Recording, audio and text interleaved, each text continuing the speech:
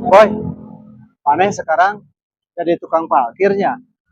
Iya, Cong, profesi yang perlu tanggung jawab, Tanggung jawab naona, nerima duit tanpa ditanya. tapi mana bantuin parkir beneran tuh?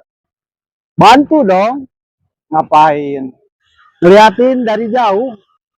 Itu mah CCTV. Yang penting ada pengawasan. Terus, lamun orangnya jatuh, gimana?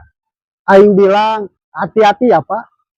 Pas nggak labuh, Iya, biar ada evaluasi. emang tarif parkir di sini berapa? Suka-suka, tapi wajib. Lah, itu mah bukan suka-suka. Namanya juga distribusi tanpa negosiasi.